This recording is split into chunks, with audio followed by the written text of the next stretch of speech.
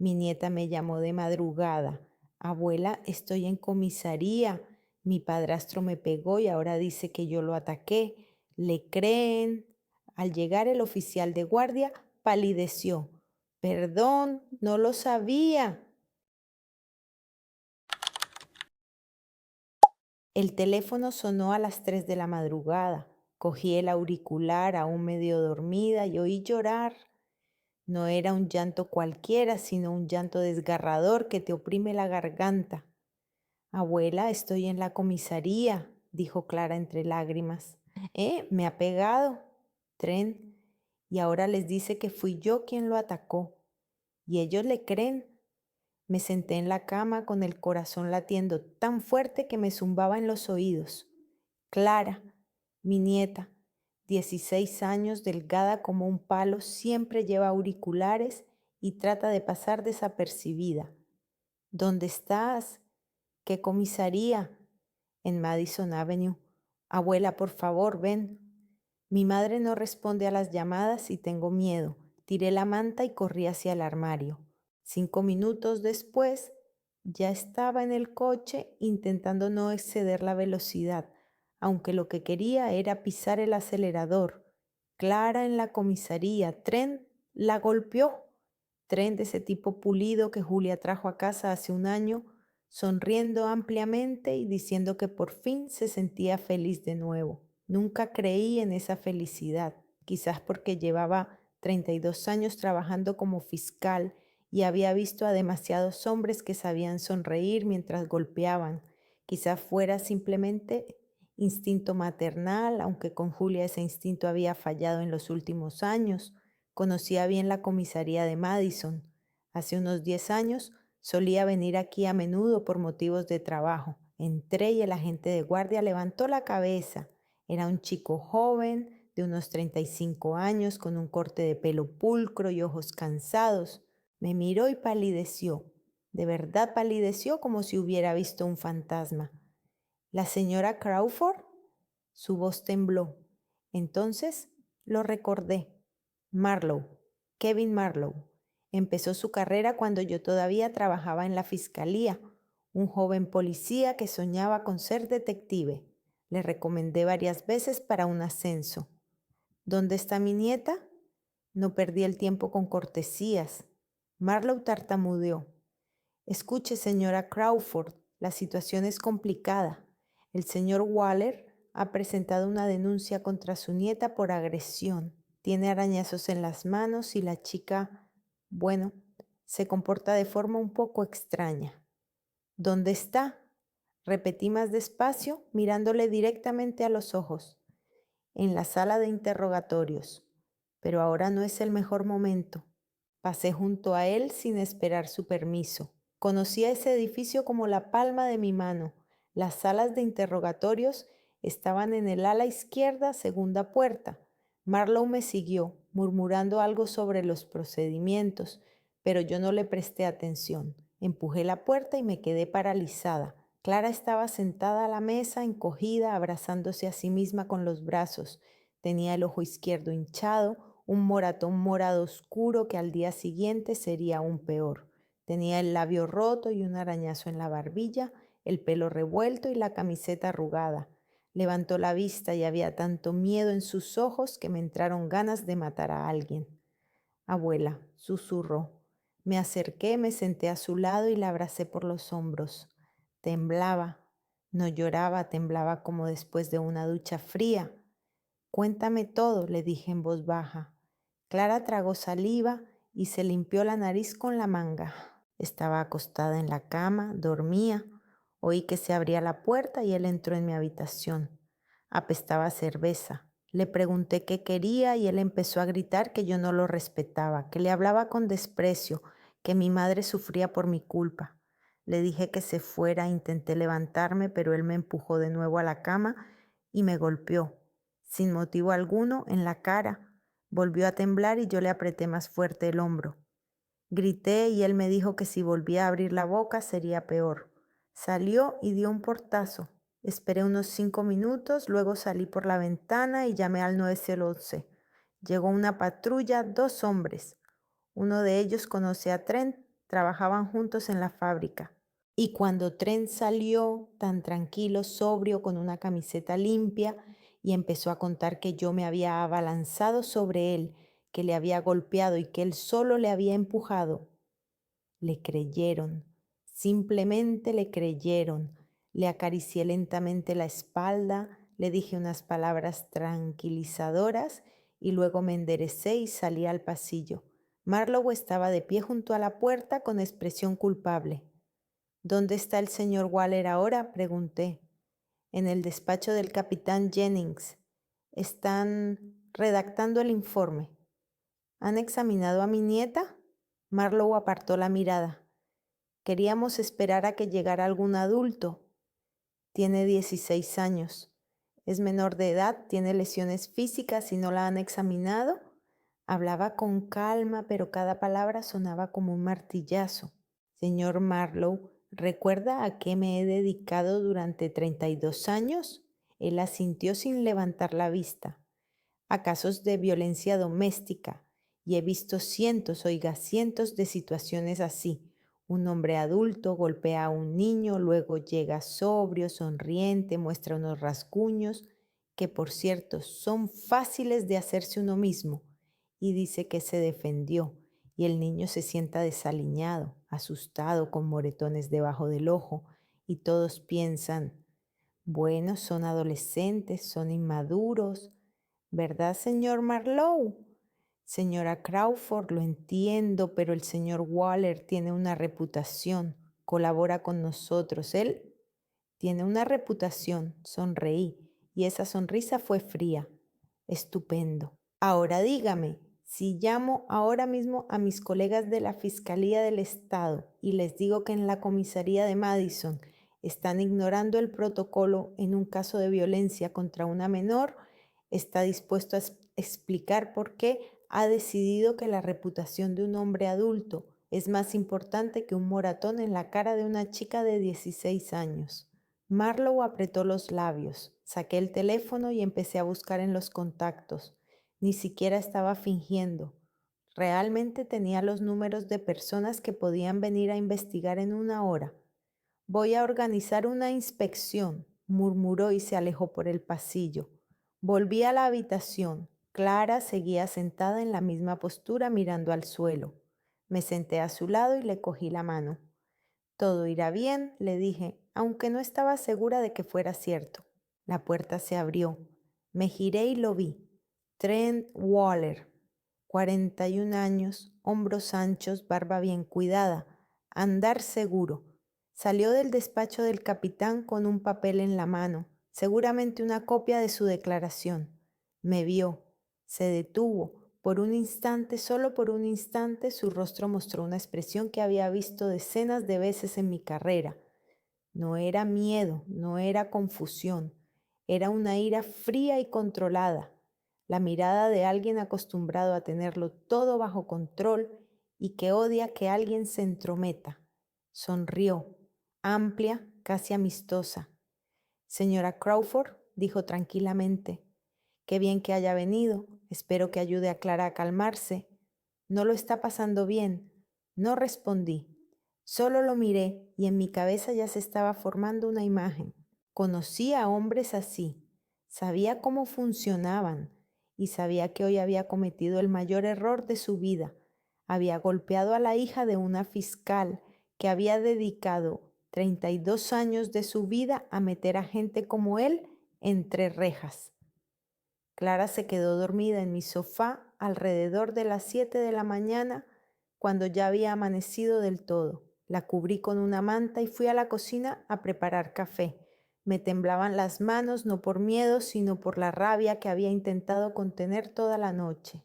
En la comisaría, Marlowe organizó un examen médico, le registraron un moratón, un labio roto y una abrasión en el hombro. Trent se quedó todo el tiempo en la oficina del capitán, tranquilo como si estuviera discutiendo el pronóstico del tiempo. Cuando salimos, se paró junto a la puerta y le dijo a Clara, espero que ya te hayas calmado. Así, sin más, como si fuera ella la que hubiera montado un escándalo y no él quien le hubiera dado un puñetazo en la cara.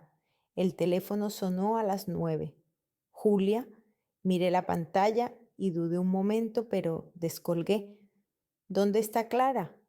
La voz de mi hija era tensa, aguda.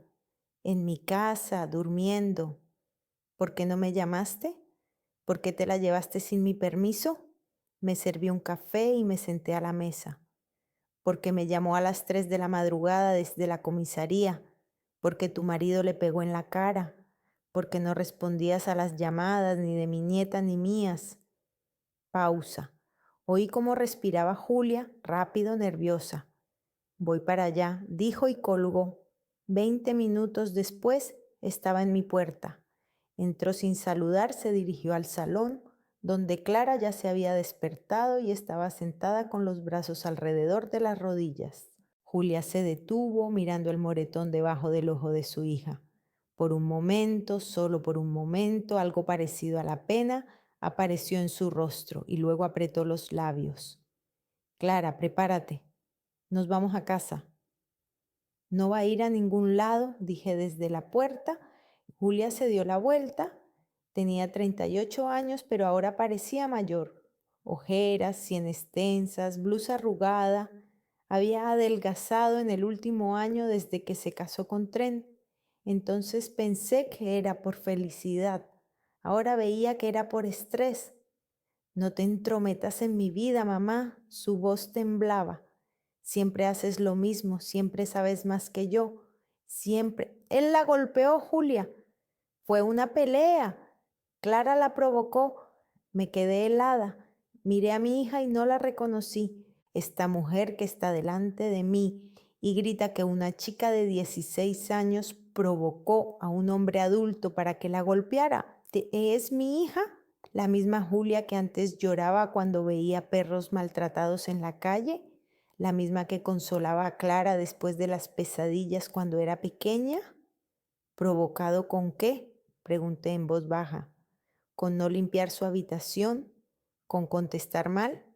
¿Es eso una justificación para la violencia? No lo entiendes, dijo Julia, pasándose la mano por la cara. Últimamente Clara no es la misma.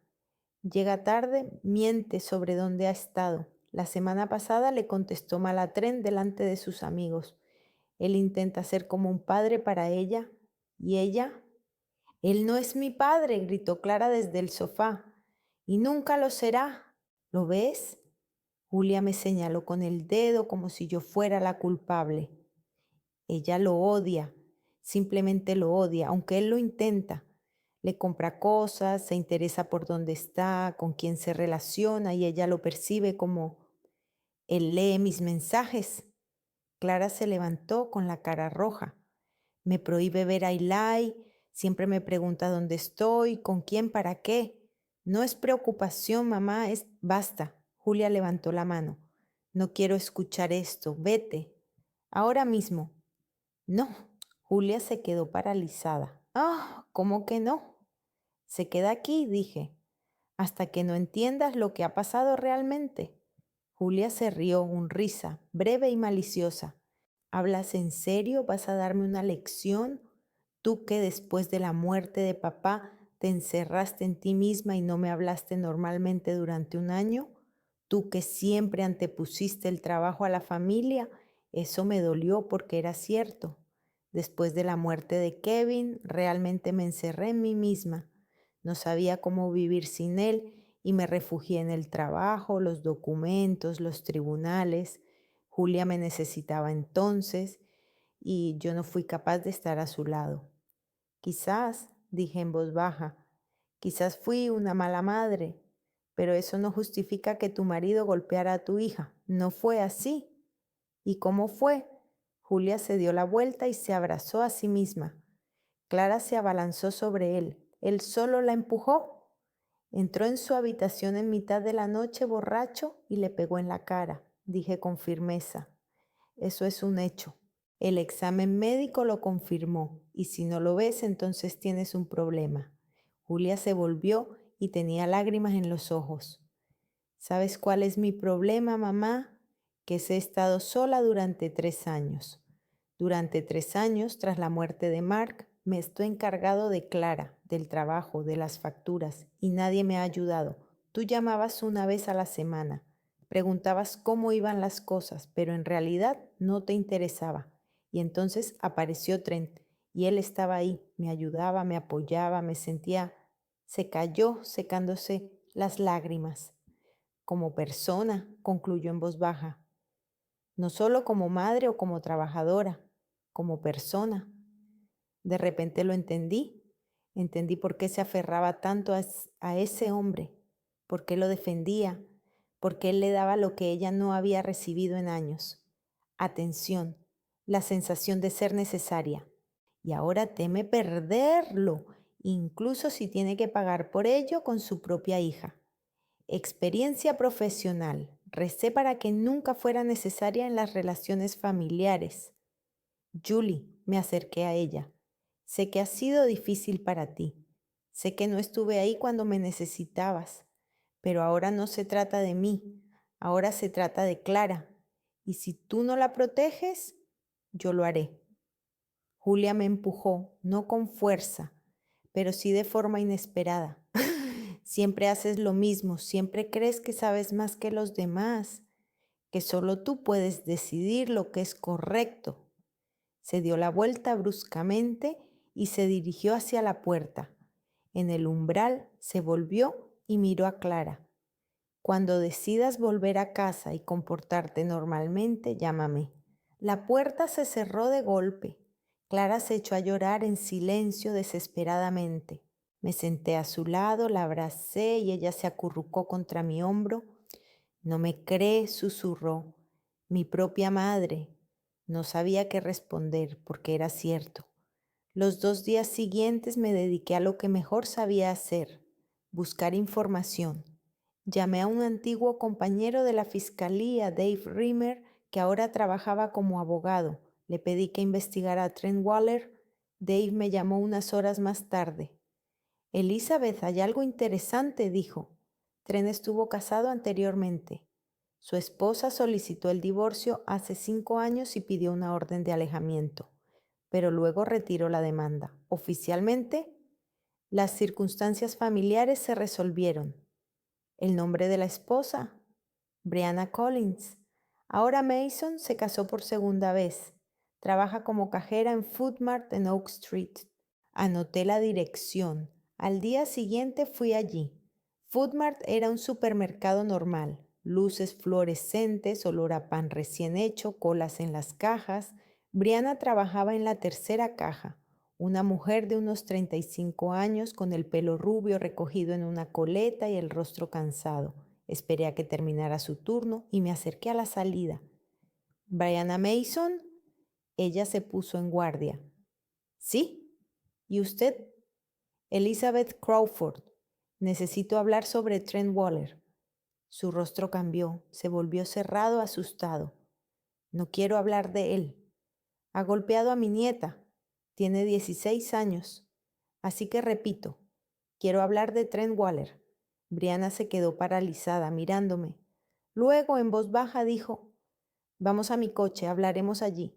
Nos sentamos en su viejo Honda y Brianna permaneció en silencio durante un largo rato, con las manos en el volante. Nunca me pegó en público, dijo finalmente.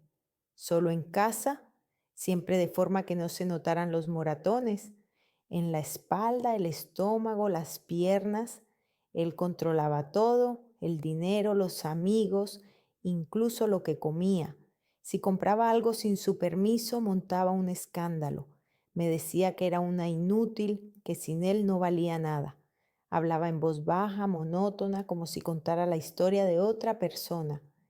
Cuando solicité el divorcio, me prometió que haría mi vida un infierno. No le creí, pensé que solo eran palabras.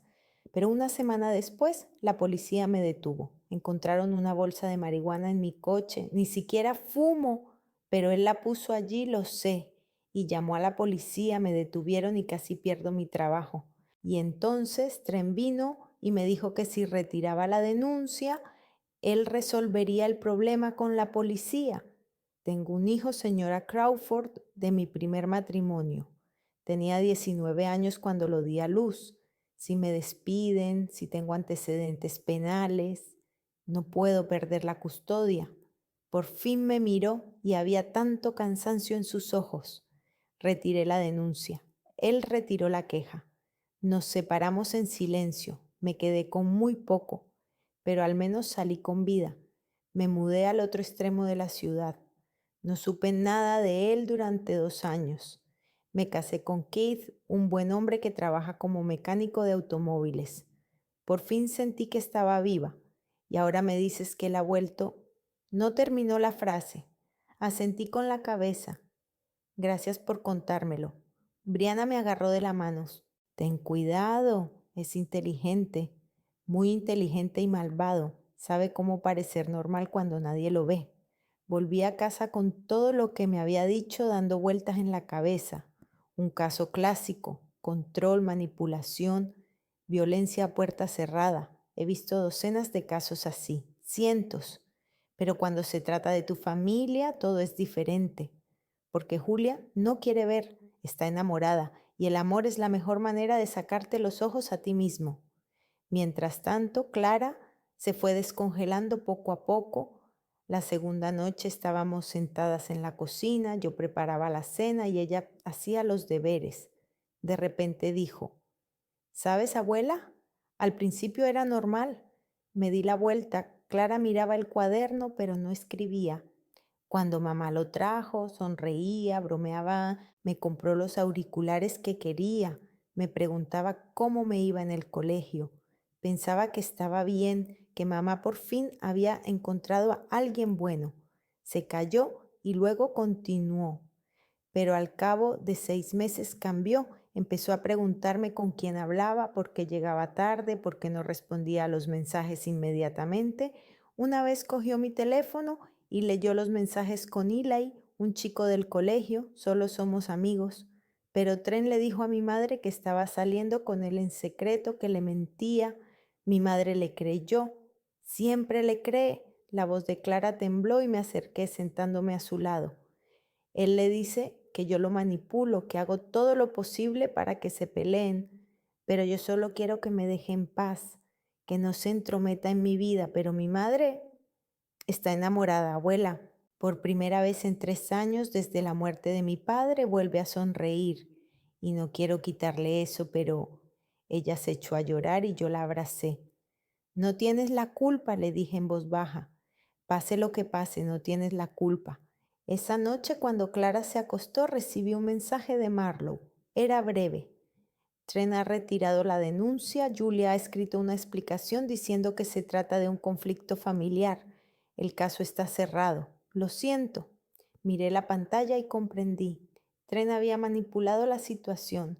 Había obligado a Julia a defenderlo, había obligado a la policía a cerrar el caso y ahora era oficialmente una víctima de la agresión juvenil y no un agresor. Lo hizo de una manera tan limpia, tan profesional, que sentí un escalofrío recorriendo mi espalda, porque sabía que esto no era el final, era solo el comienzo, pero yo no iba a rendirme, ya veríamos quién ganaba. Julia vino a buscar a Clara 3 días después.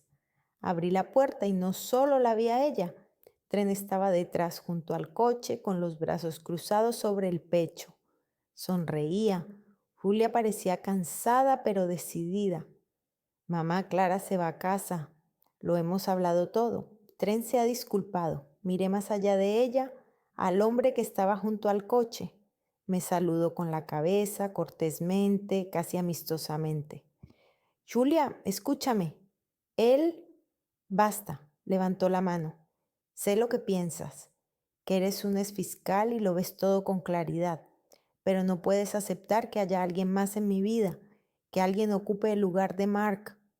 No se trata de Mark, dije en voz baja. Se trata de que este hombre golpeó a tu hijo. Fue un error. Él admitió que se pasó de la raya. Estaba estresado, tenía problemas en el trabajo, bebió de más, no volverá a pasar. La miré a los ojos. ¿Y cuántas veces más tiene que pegarle antes de que creas que no es un error? Julia apretó los labios, se dio la vuelta y se fue al salón donde Clara estaba sentada en el sofá con un libro. Mi nieta levantó la vista y el miedo se reflejó en su rostro. No, susurró, no quiero. Clara, basta ya de teatro, dijo Julia con voz cansada pero firme. Prepárate, nos vamos. Mamá, por favor. ¿Ahora? Clara me miró con ojos suplicantes. Indefensos, me acerqué a Julia y le dije en voz baja, no lo hagas. Déjala quedarse aquí un poco más, hasta que se calme. Es mi hija, mamá, mía, y yo decido dónde debe estar. Entró en la habitación de Clara donde estaban las cosas de su nieta y empezó a meterlas en una bolsa. Yo me quedé en la puerta sintiéndome completamente impotente. Formalmente Julia tenía razón. Clara era menor de edad, la policía había cerrado el caso y no había ninguna orden de alejamiento. No podía hacer nada. 15 minutos después, Clara estaba sentada en el asiento trasero del coche de Trent. Mirando por la ventana, Julia se sentó delante, Trent se volvió hacia mí, de pie junto a la puerta del conductor. Señora Crawford, comprendo su preocupación, de verdad, pero le aseguro que quiero a esta familia y nunca volveré a hacer nada que pueda perjudicarles. Hablaba con sinceridad, tan sincera que cualquiera lo habría creído, pero yo veía sus ojos fríos, controlados, los ojos de alguien que está actuando. Se marcharon. Entré en casa y me senté en el sofá, donde una hora antes había estado tumbada Clara. Mi cabeza daba vueltas pensando en las opciones. Solicitar la tutela judicial, pero ¿sobre qué base? Que Tren la golpeó una vez, luego se disculpó y se cerró el caso. Llamar a los servicios sociales. Vendrían, hablarían con Julia, que diría que todo estaba bien y se irían. Me sentí como no me había sentido en muchos años, impotente. Esa misma noche a las 9 recibí un mensaje de Clara. No deja de seguirme, me mira. Mamá dice que estoy exagerando. Leí el mensaje 3 veces, luego escribí la respuesta. Aguanta, se me ocurrirá algo. ¿Pero qué? ¿Qué puedo hacer cuando la ley está del lado de Julia y Julia está del lado de Trent? No dormí en toda la noche. Me senté en la cocina con una taza de té que hacía tiempo que se había enfriado y pensé, a las 5 de la mañana tenía un plan. No era perfecto, pero era algo. Llamé a un viejo conocido, Lenny Groves, que se dedicaba a la investigación privada desde que se jubiló de la policía. Le pedí que nos reuniéramos. Lenny llegó a las 8 con café y un paquete de cigarrillos. Nos sentamos en el patio trasero, le conté la situación y él escuchó sin interrumpirme. Elizabeth, ¿te das cuenta de que me estás pidiendo algo que roza la ilegalidad? Dijo cuando terminé. Lo sé. Si nos pillan tendremos problemas los dos. Lo sé. Dio una calada y exhaló el humo. De acuerdo. ¿Qué es lo que necesitas exactamente? Saqué de mi bolsillo 2 pequeños dispositivos, grabadoras que había comprado esa mañana en una tienda de electrónica. Lenny los miró y sonrió. Son anticuadas, pero funcionan. ¿Quieres que tu nieta grabe? Lleva una contigo en todo momento, la otra. Déjala en la habitación. Se puede disimular como un cargador o cualquier otra cosa. Se puede, dijo él, cogiendo los dispositivos. Pero hay un problema. Si Tren lo encuentra, dirá que tú estás incitando a la niña a espiar. Lo utilizará en tu contra. Es un riesgo que estoy dispuesta a correr. Lenny asintió. Hay otra cosa, dije. Los vecinos de Julia. ¿Quién de ellos tiene cámaras de videovigilancia? Ahora mismo 1 de cada 2. Lenny sonrió. ¿Quieres que hable con ellos? Quiero que vigilen la casa. Si ven algo sospechoso, que me llamen. Eso es más complicado. A la gente no le gusta entrometerse en los asuntos familiares ajenos. Inténtalo, lo miré. Por favor. Lenny apagó el cigarrillo. Siempre has sido terca, Crawford. Está bien, haré lo que pueda. 2 días después me reuní con Clara cerca de la escuela. Salió después de clase, miró a su alrededor para asegurarse de que no había ningún adulto cerca y se acercó rápidamente a mi coche. Se sentó en el asiento delantero y vi un nuevo moratón en su antebrazo, pequeño pero claro. ¿Qué es eso?, le pregunté. Clara se bajó la manga. Ayer me agarró del brazo cuando quería salir de la habitación. Dijo que la conversación no había terminado. Apreté el volante con tanta fuerza que se me pusieron blancos los nudillos. Escucha atentamente, le dije. Tengo 2 cosas para ti. La primera es una grabadora. Es pequeño, cabe en el bolsillo. Enciéndelo cuando él esté cerca, siempre. Saqué el dispositivo. Lenny había hecho un trabajo estupendo disimulándolo como un llavero. Clara lo cogió y lo giró entre sus manos. ¿Y si lo encuentra? Di que es un regalo de una amiga, es solo un llavero, pero en realidad es una grabadora. El botón está aquí, le mostré. La grabación se guarda en la tarjeta de memoria. Clara asintió y lo guardó en su mochila. Lo segundo, saqué otro dispositivo más grande. Pon esto en la habitación. Se puede camuflar como un reloj o un cargador. También graba. Abuela, ¿y eso es legal? La miré. No mucho, pero a veces hay que romper las reglas para proteger a los que quieres. Clara cogió los 2 dispositivos. Nos quedamos sentadas unos 5 minutos más. Le expliqué cómo usarlos y luego se marchó. La vi alejarse hacia la parada del autobús, delgada, con una mochila pesada, y recé para que funcionara. Durante una semana Clara lo grabó todo. Recibía los archivos cada 2 días. Ella los enviaba a través de un mensajero seguro que Lenny había configurado. Las primeras grabaciones no tenían nada de especial. Conversaciones normales, el ruido de la televisión, la voz de Julia, pero luego empezó otra cosa. Grabación del jueves. Clara está sola en casa haciendo los deberes. Se oye cómo se abre la puerta, pasos pesados. La voz de Tren. ¿Dónde está mamá? En la tienda. ¿Por qué no has ordenado tu habitación? Te lo dije por la mañana. Lo he limpiado. ¡Ah! Mentira. He entrado y estaba todo desordenado. Es mi habitación. Se oye un golpe, no muy fuerte, pero claro. Clara grita y luego llora. La voz de Tren tranquila. No te atrevas a mentirme, ¿entendido? Silencio. Luego pasos, portazos. Escuché esta grabación 3 veces y cada vez me estremecí. Así que sigue. Él la golpea cuando Julia no está. Copié el archivo, lo guardé en una memoria USB y me envié otra copia por correo electrónico. Otra grabación del sábado. Julia está en casa, todos están cenando. La conversación es tranquila, incluso agradable. Tren bromea, Julia se ríe, Clara está callada. Y luego, Clara, ¿por qué estás tan triste?, pregunta Julia.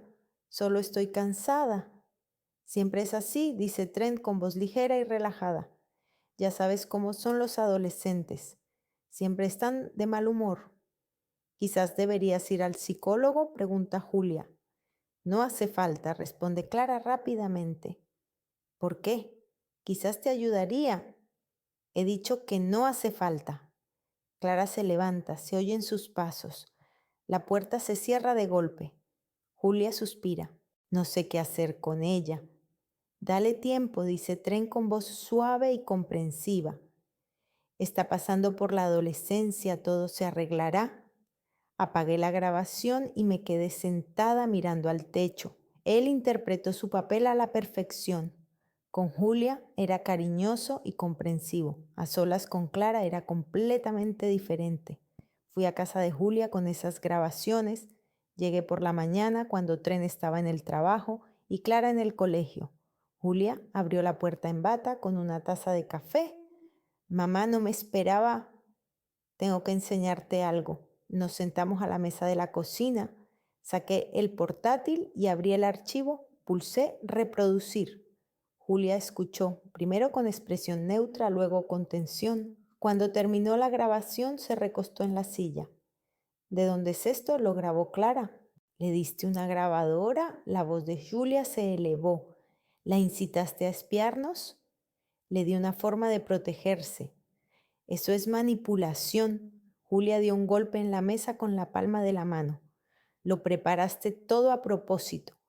Quieres destruir mi felicidad porque tú misma eres infeliz tras la muerte de papá. Me dolió tanto que por un momento no encontré palabras. Julia, dije finalmente, escúchate a ti misma. Acabas de oír cómo golpeaba a tu hija y en lugar de preguntar por qué ha pasado, me culpas a mí. Porque siempre haces lo mismo, gritó Julia. Siempre te entrometes, siempre sabes más que nadie. ¿Y si Clara realmente lo provocó? Quizás lo hizo a propósito para separarnos. Miré a mi hija y no la reconocí. Esta mujer que defiende al agresor y culpa a su propia hija, ¿quién es? Vete, dijo Julia en voz baja. Vete de mi casa. Cogí el portátil y me fui. En la puerta me giré. Cuando por fin despiertes, será demasiado tarde. Haré todo lo posible para proteger a mi nieta, pero ante todo rezaré para que mi hija recupere el sentido común. La puerta se cerró detrás de mí. A la semana siguiente hubo una fiesta en el colegio. Clara iba a ir con sus compañeros de clase, una discoteca normal en el gimnasio, nada especial. Tren se lo prohibió.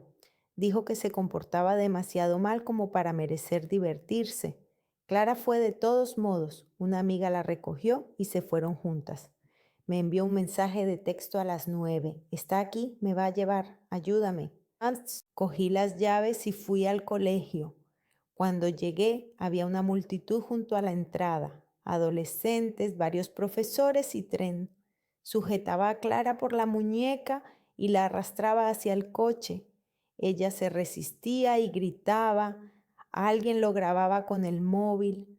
Suéltame, ¿te vas a casa ahora mismo? Dijo Tren con calma, pero con el rostro impasible. Le estás haciendo daño, gritó una chica. Tren la miró y sonrió. ¿Es mi hija? Se ha escapado de casa. Solo estaba preocupado. La llamó hija. Mi nieta a la que él maltrata es su hija. Salí corriendo del coche y me acerqué a ellos.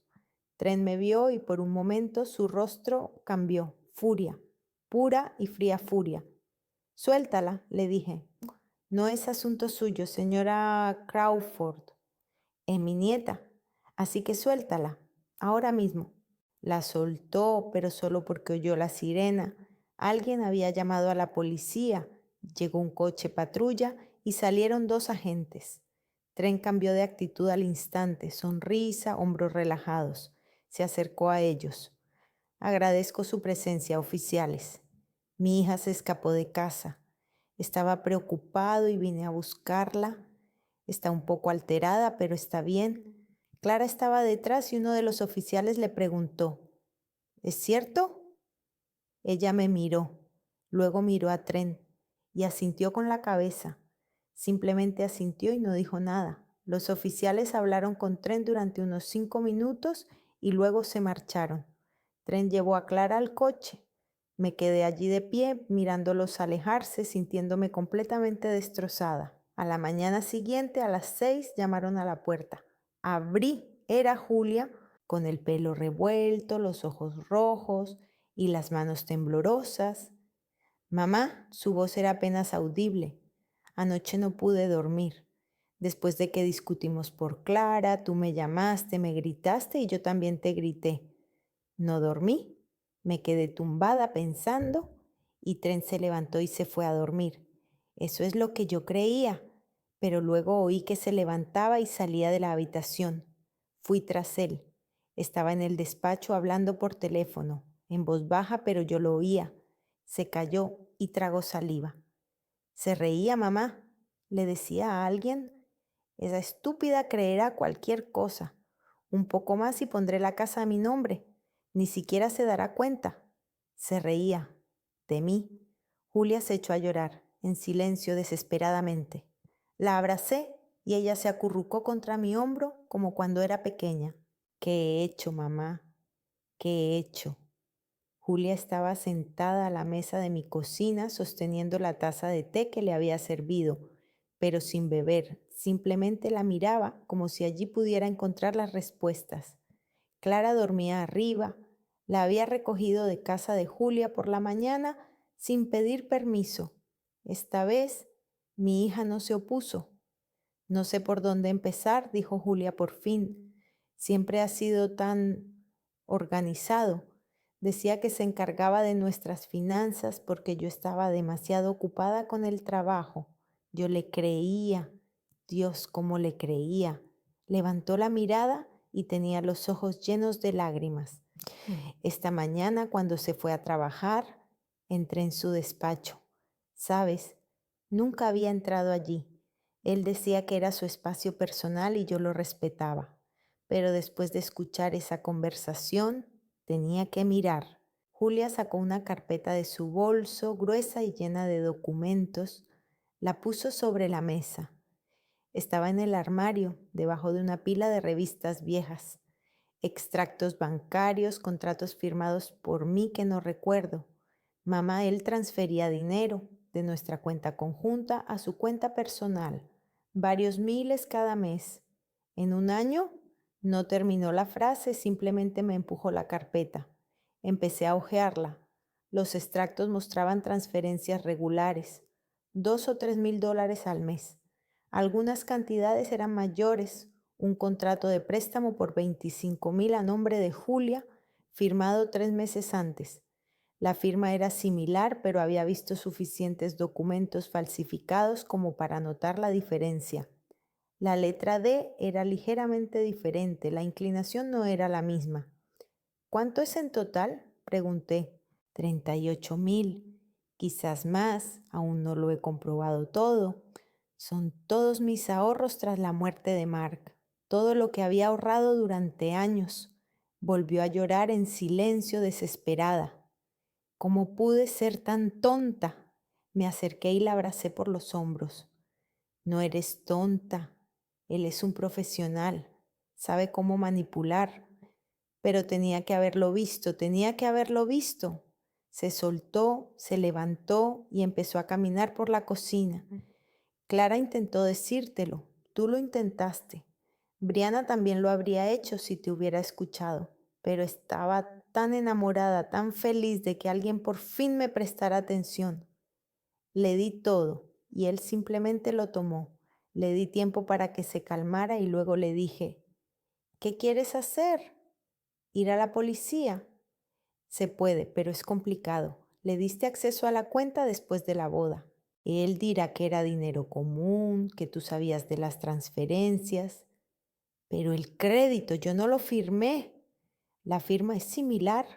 La pericia puede llevar meses y Trent contratará a un abogado que lo retrasará todo. Julia se sentó en la silla y se cubrió la cara con las manos. ¿Qué hago entonces? ¿Limitarme a ver cómo se lo lleva todo? No, dije con firmeza, pero tienes que estar preparada para que sea un proceso largo y complicado y para que él no se rinda fácilmente. Ese mismo día llamé a Dave Rimmer, un abogado con el que había trabajado anteriormente. Aceptó reunirse conmigo por la noche y vino a mi casa con un maletín lleno de carpetas. Elizabeth, he revisado los documentos que me enviaste. Comenzó mientras colocaba los papeles sobre la mesa. Te lo diré sin rodeos. La situación es mala, pero no desesperada. ¿Cómo de mala?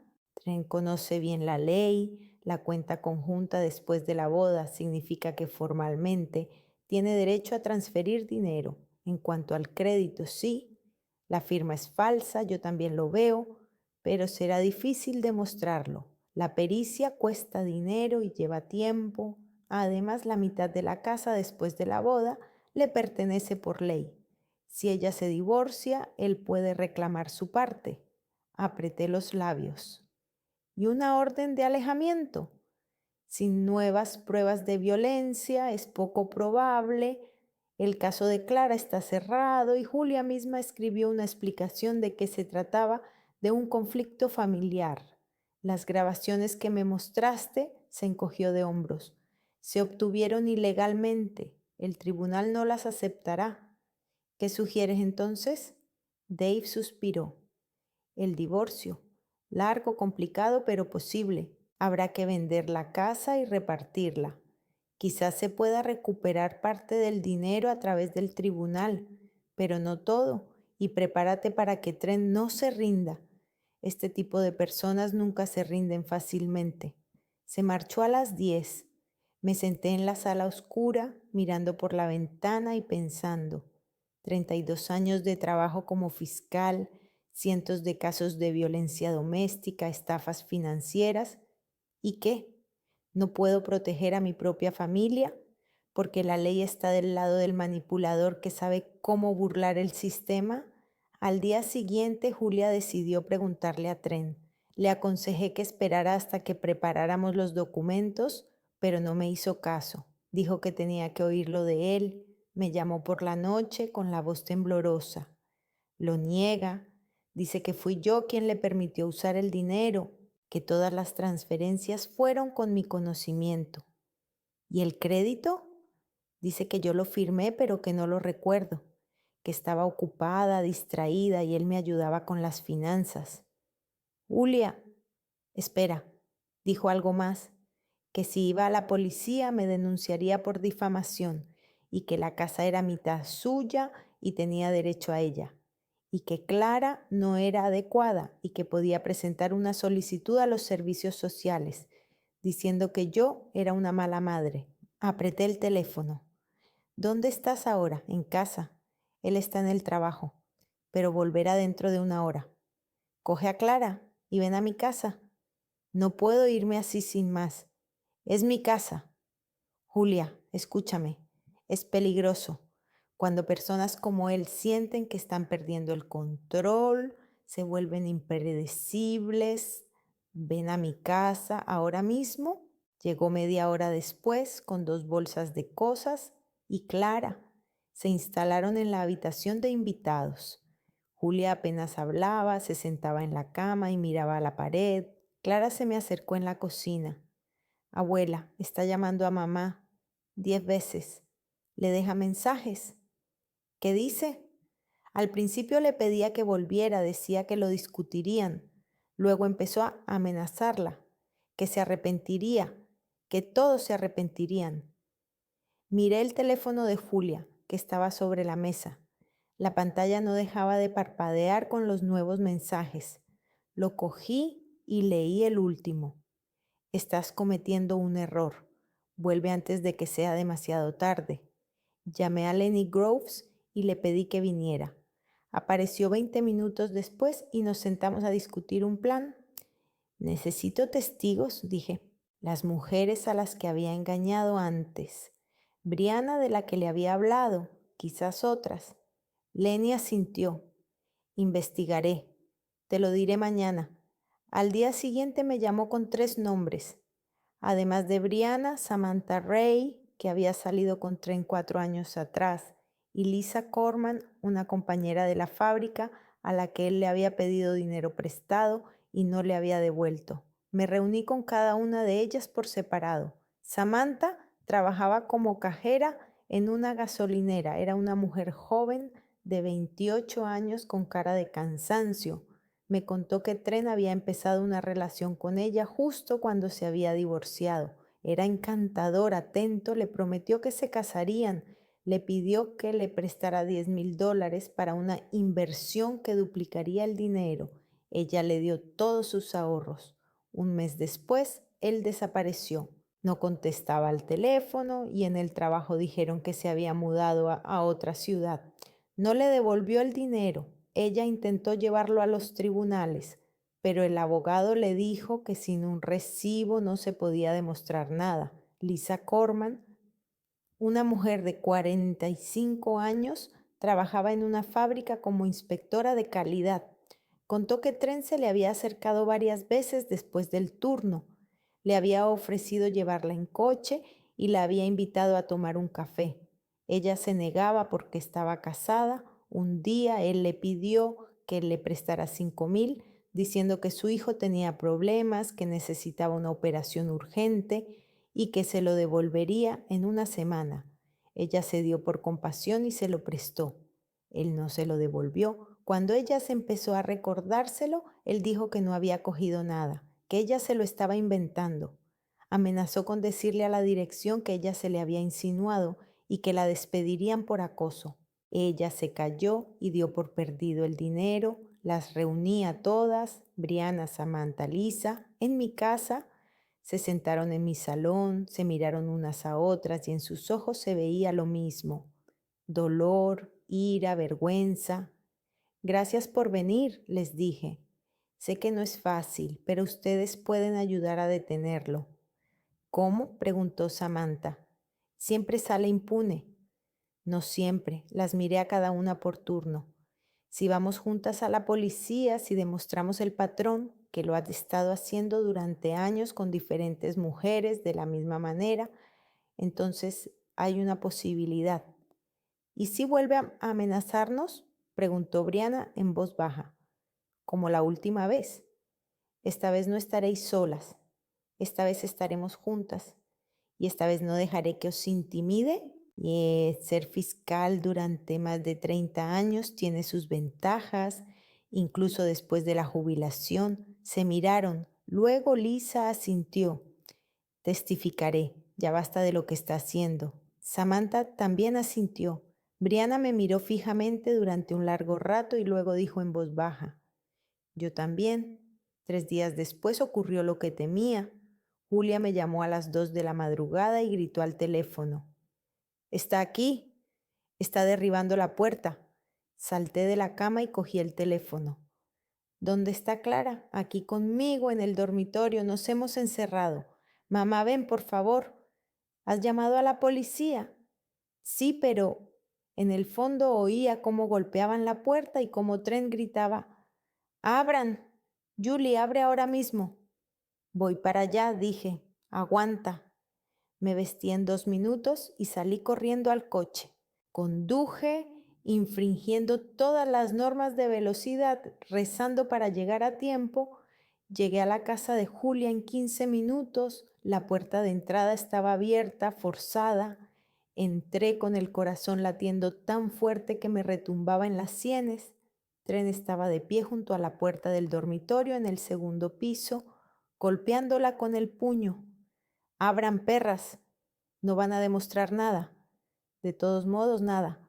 Estaba borracho, se notaba por su voz ronca y entrecortada. Llevaba una camiseta arrugada y tenía la cara sudada. Subí las escaleras en silencio. Él no me oyó. Seguía golpeando la puerta y gritando. Saqué el teléfono y activé la grabación. Se dio la vuelta y me vio. Por un instante, solo por un instante, se le reflejó el miedo en la cara. Luego sonrió, pero era una sonrisa forzada. Señora Crawford, qué sorpresa. ¿Qué haces en esta casa, Trent? Le pregunté con calma, sosteniendo el teléfono de manera que la cámara lo enfocara. Esta es mi casa. La mitad es mía, tengo derecho a... No tienes derecho a derribar puertas y amenazar a la gente. Se acercó y vi en sus ojos una ira auténtica, incontrolable. Lo han estropeado todo, ustedes y sus intromisiones. Todo iba bien hasta que se entrometieron. Todo iba bien hasta que golpeaste a una chica de 16 años y le robaste el dinero a su madre. Él se rió brevemente con malicia. No podrás demostrar nada. Julia dio acceso a la cuenta voluntariamente. Clara está loca. Todo el mundo lo sabe. Y tú eres una anciana que se aferra al pasado. Se acercó más y sentí el olor del alcohol. Vete de mi casa, no. Su rostro se contrajo. Levantó la mano, no sé si para golpearme o solo para intimidarme, pero en ese momento se oyeron pasos abajo. La policía, por fin. 2 agentes subieron las escaleras y nos vieron. Uno de ellos reconocía a Marlowe, evaluó la situación en un segundo. Señor Waller, aléjese de la puerta. Trent se dio la vuelta y de nuevo se produjo esa transformación instantánea. Una sonrisa, los hombros relajados. Agentes, me alegro de que estén aquí. Mi mujer se ha encerrado en el dormitorio y no abre la puerta. Estoy preocupado por ella. Ha roto la puerta, dije. Les amenazó. Lo grabé todo. Levanté el teléfono. Marlowe me miró a mí, luego a Trent. Señor, ¿está borracho? Me he tomado un par de botellas, pero... ¿Ha derribado la puerta de esta casa? Es mi casa. ¿Vive aquí ahora? Trent dudó. Yo, mi mujer y yo estamos temporalmente. Entonces no, dijo el otro agente. Señor, queda detenido por allanamiento ilegal y alteración del orden público. Tiene derecho a permanecer en silencio. Tren intentó escapar, gritó algo sobre la injusticia, pero los agentes lo redujeron con rapidez y profesionalidad. Le pusieron las esposas. Me miró y había tanto odio en sus ojos que sentí un escalofrío. Lo lamentarán, siseó. Todos lo lamentarán. Se lo llevaron abajo. Se abrió la puerta del dormitorio y salieron Julia y Clara. Ambas estaban pálidas y con los ojos enrojecidos. Clara corrió hacia mí y me abrazó. Abuela estaba tan asustada. Le acaricié el pelo, mientras veía cómo la policía se llevaba a Trent de la casa. Marlowe se acercó a mí. Señora Crawford, tendrá que prestar declaración. No hay problema. Asintió con la cabeza y se marchó. Me quedé de pie en medio de aquel caos, puertas rotas, policía abajo, Julia y Clara temblando a mi lado, y sentí algo parecido al alivio. Por fin lo había conseguido. El juicio se prolongó durante 8 meses, 8 largos y agotadores meses de papeleo, audiencias y peritajes. Tren contrató a un abogado, uno bastante bueno, que intentó presentarlo como víctima de una conspiración de mujeres resentidas. Pero cuando Brianne, Samantha, Lisa y otras 3 mujeres que Lenny había encontrado testificaron, el panorama quedó claro. El mismo patrón durante años. Encontrar a una mujer vulnerable, enamorarla, controlarla, sacarle el dinero y desaparecer o intimidarla para que guardara silencio. El peritaje de la firma en el contrato de crédito confirmó la falsificación.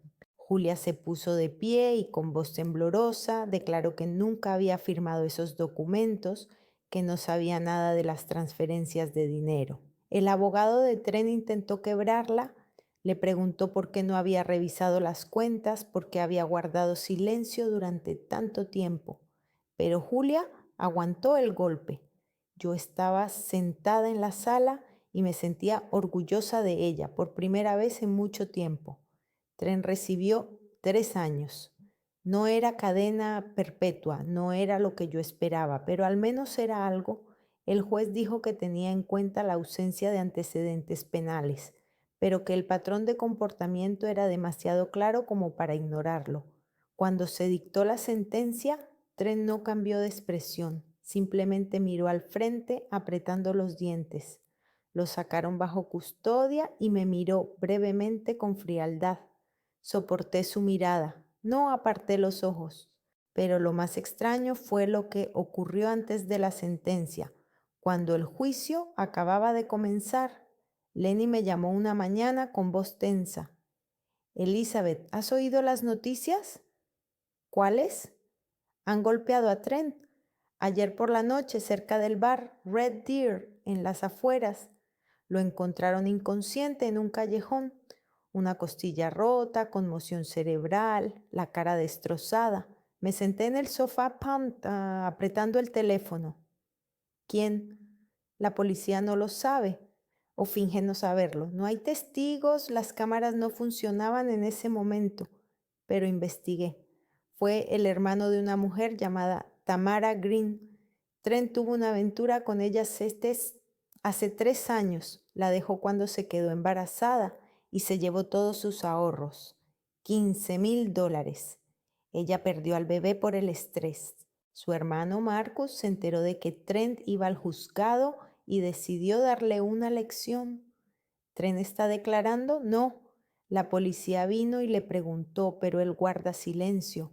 Dice que no recuerda quién le atacó, o bien teme que las cosas empeoren, o bien entiende que si arma un escándalo saldrán a la luz más trapos sucios. Lenny se quedó callado un momento y luego añadió, no detuvieron a Marcus. La policía dice que está investigando, pero ya sabes cómo son estas cosas. Si la víctima no coopera, el caso se cerrará discretamente. No sabía qué sentir. Una parte de mí, la exfiscal, entendía que eso no estaba bien. La violencia no justifica la violencia. Pero otra parte de mí, la abuela que vio los moretones en la cara de su nieta, sentía algo parecido a la satisfacción. La justicia es diferente. A veces llega a través de la ley, a veces a través de un puñetazo en un callejón. Después de ese incidente ocurrió algo extraño. Otras mujeres comenzaron a ponerse en contacto conmigo, no las que Tren había engañado, sino otras, esposas, hermanas, hijas de esas mujeres, maridos, padres, se enteraron del juicio, de que Tren finalmente respondería por sus actos y querían testificar. Recopilé sus historias y se las pasé al fiscal. Al final del juicio, la lista de testigos había crecido hasta 12 personas, 12 vidas que Tren había destruido o intentado destruir. El juez no podía ignorarlo, por eso le dio 3 años, aunque podría haberse limitado a una pena condicional. A Julia le devolvieron todo el dinero a través del tribunal, de los peritajes, de los abogados. 38,000 que Tren había sacado, más el crédito que cerraron. El banco accedió a cancelar la deuda después de que el peritaje confirmara la falsificación de la firma. Pero, incluso después de recuperar el dinero, Julia no se sentía mejor. Renunció a su trabajo un mes después del juicio, no soportaba las miradas de sus compañeros, los cuchicheos a sus espaldas. Me contó mientras estábamos sentadas en mi cocina que una compañera, Janice, con la que había sido amiga durante 5 años, le había dicho a la cara: ¿cómo no te diste cuenta? ¿Era tan obvio? ¿Sabes qué es lo peor? Julia miró su taza de té. Tenía razón, era obvio, pero yo no quería verlo. Se mudó con Clara hacia un piso más pequeño al otro lado de la ciudad, 2 habitaciones. Viejo pero limpio, encontró trabajo como administradora en una clínica veterinaria, un puesto más sencillo, con un sueldo menor, pero allí nadie la conocía, nadie le preguntaba por Tren, por el juicio, por los moratones en la cara de su hija. Llegaba a casa, alimentaba al gato que habían adoptado un mes después de la mudanza y veía series de televisión. Intentaba no pensar. Clara iba al psicólogo 2 veces por semana, una mujer llamada doctora Alice Young, especializada en traumas por violencia doméstica. Al principio, Clara no quería hablar. Se sentaba en la silla, miraba al suelo y respondía con monosílabos. Pero poco a poco, sesión tras sesión, empezó a abrirse. Habló del miedo que no la abandonaba, incluso ahora que Tren estaba en la cárcel, sobre su miedo a los ruidos fuertes, a los movimientos bruscos, sobre su incapacidad para ver películas en las que se golpea a las mujeres, sobre su desconfianza hacia los hombres adultos, incluso hacia los profesores del colegio. Una vez, Clara vino a verme después de la sesión. Le preparé un chocolate caliente y nos sentamos en la terraza. Ella miraba la calle, los árboles que se volvían amarillos en otoño y dijo en voz baja: Abuela, el doctor John dice que yo no tengo la culpa, que no fui yo quien lo provocó, pero a veces sigo pensando que si hubiera sido más callada, más obediente, él no habría... No, la interrumpí. No funciona así. Las personas como Tren encuentran una razón para golpear, hagas lo que hagas. Si no es eso, será otra cosa. Y no paran hasta que te destruyen. Y solo cuando te han destruido por completo pueden perder el interés y marcharse. Pueden, porque a menudo ni siquiera entonces paran. No tienes la culpa, nunca la has tenido. Ella sintió, pero en sus ojos vi que no lo creía del todo. Las heridas no desaparecen con palabras, ni siquiera con las correctas. La relación entre Julia y yo seguía siendo complicada. Nos veíamos una vez a la semana, normalmente los domingos, y cenábamos juntas. Pero las conversaciones eran tensas, llenas de silencios. Julia seguía avergonzada. Lo veía en sus ojos cuando miraba a Clara, avergonzada por no haber creído a su hija de inmediato, por haber defendido al hombre que golpeaba a su hija. Una noche, cuando Clara se fue a la cocina, Julia dijo en voz baja: no sé cómo pedirle perdón. Todo lo que digo suena falso. Quizás no hace falta pedir perdón con palabras, respondí. Quizás solo hay que estar ahí durante mucho tiempo, hasta que ella crea que ya no la volverás a defraudar. Julia asintió con la cabeza mientras se secaba las lágrimas. Por cierto, el abogado de Trent intentó armar un escándalo por las grabadoras que le di a Clara. Me demandó por escucharla ilegalmente. El juez examinó el caso y dictó sentencia: una multa de $3,000 por violación de la privacidad. Pagué sin dudarlo. Al salir de la sala del tribunal, el abogado de Trent, un hombre de unos 50 años con un traje caro, me dijo: señora Crawford, usted ha infringido la ley, debería sentir vergüenza. Lo miré. Siento muchas cosas, pero la vergüenza, y menos aún por esto, no es una de ellas. Y me fui sin mirar atrás. 1 año y medio después de aquella llamada en mitad de la noche, Clara entró en la universidad, no en la más prestigiosa, no con excelentes calificaciones, pero ingresó, la Facultad de Sociología de una pequeña universidad en la ciudad vecina, a 1 hora en coche de casa. Quería irse, quería vivir en una residencia de estudiantes, empezar de cero en un lugar donde nadie la conociera. Fuimos los tres, Julia, Clara y yo, en mi coche, lleno de cajas con nuestras cosas. Clara iba sentada atrás con los auriculares puestos, mirando por la ventana. Julia estuvo callada casi todo el trayecto, solo preguntaba de vez en cuando si Clara no se había olvidado de algo. La residencia era vieja pero acogedora. La habitación era pequeña, 2 camas, 2 mesas, un armario para las dos. La compañera de Clara aún no había llegado, así que desempaquetamos las cosas en silencio. Yo colgué las estanterías, Julia ordenó la ropa y Clara intentó montar una lámpara de mesa. ¿Dónde es mejor poner la lámpara?, preguntó Clara, girándola entre sus manos. ¿En la mesa junto a la ventana o junto a la cama? Junto a la mesa, dije. Allí hay más luz para estudiar. No, junto a la cama, objetó Julia, para leer antes de dormir. Pero si es junto a la mesa, mamá, mejor junto a la cama. Se pelearon, nada serio, solo discutieron, como siempre discuten las madres con sus hijas por tonterías. Y de repente, Clara se echó a reír, sinceramente, libremente, como no la había oído reír en mucho tiempo. Puso la lámpara en medio de la habitación y dijo: aquí, para que nadie se sienta ofendido. Julia también se rió. Las miraba, a mi hija que poco a poco se recuperaba y a mi nieta que aprendía a vivir sin miedo, y sentía algo cálido en el pecho. Terminamos de desempaquetar por la tarde, fuimos a cenar juntas a una pequeña cafetería cerca de la universidad. Nos sentamos en una mesa junto a la ventana, comimos pizza y Clara nos habló de los cursos que quería hacer y de los clubes a los que pensaba apuntarse. Julia la escuchaba, asentía con la cabeza y de vez en cuando hacía alguna pregunta. Yo me quedé prácticamente en silencio, limitándome a mirarlas. Cuando llevamos a Clara de vuelta a la residencia, nos abrazó a las dos, primero a Julia y luego a mí, fuerte y durante mucho tiempo. Gracias, susurró, por todo.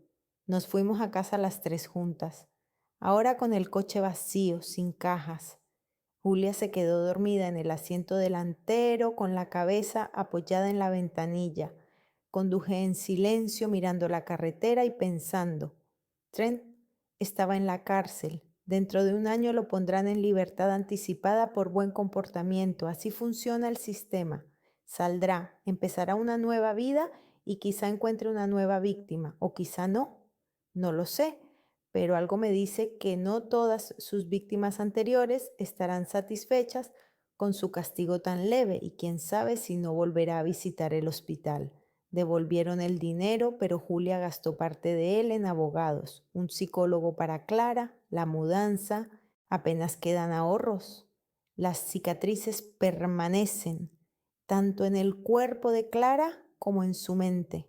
El doctor John dice que el trauma permanecerá para siempre, solo se puede aprender a vivir con él. La relación entre Julia y yo sigue siendo tensa.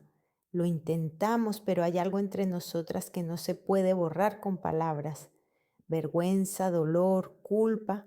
Clara no confía fácilmente. Evita a los hombres que se parecen a Trent, altos, de hombros anchos y con voces seguras. Tiene miedo de quedarse sola en la oscuridad. Llegué a mi casa y desperté a Julia. Se frotó los ojos y me miró. Gracias por acompañarme. De nada, respondí. Salió del coche, me dijo adiós con la mano y se fue a su apartamento. Entré en casa, me quité los zapatos y puse la tetera. Me senté en la cocina mirando por la ventana a la calle oscura. A veces eso es todo lo que se puede conseguir. No es justicia en estado puro, pero al menos es algo, el derecho a seguir viviendo. Mañana será un nuevo día, sin garantías, sin promesas de felicidad fácil, pero con esperanza, una pequeña y obstinada esperanza que por alguna razón no desaparece. Me tomé el té, apagué la luz y me fui a dormir.